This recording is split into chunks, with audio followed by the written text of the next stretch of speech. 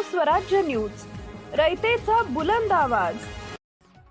शासनाच्या विविध घरकुल योजनांसाठी घरकुल मंजूर झालेल्या लाभार्थ्यांना 5 ब्रास वाळू मोफत दिली जाणार आहे।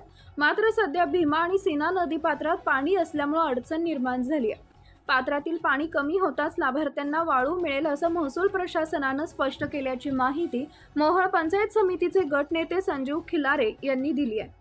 शासन निर्णयानुसार व लाभार्थ्यांच्या मागणीनुसार प्रत्येकी 5 ब्रास वाळू मोफत देण्यासाठी असणाऱ्या समस्येवर उपाययोजनांसाठी तालुका पंचायत समितीच्या सभागृहात शुक्रवारी सर्व ग्रामपंचायत अधिकारी ग्रामसेवकांची तातडीची बैठक बोलावली होती।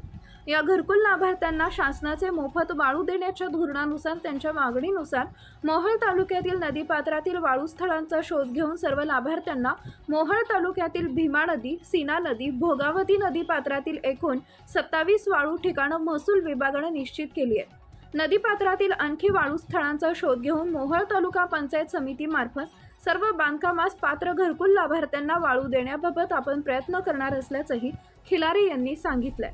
वाळू मिळाल्यानंतर घरकुलांच्या बांधकामांना गती मिळणार आहे, त्यामुळे मोफत वाळूकडे नागरिकांचं लक्ष लागलंय। विविध योजनांच्या घरकुलांच्या पात्र लाभार्थ्यांना वाळू देण्यासाठी 26 ठिकाणी गट राखीव ठेवले जाणार आहेत। सध्या नदीपात्रामध्ये पाणी असल्यानं समस्या निर्माण होते। पाणी कमी झाल्यानंतर लाभार्थ्यांना वाळू दिली जाईल। पात्र लाभार्थ्यांना 560 ब्रास वाळू देण्यात आली आहे। या बैठकीत घरकुलांसाठी मोफत वाळू संबंधी विषय देण्यात आला होता।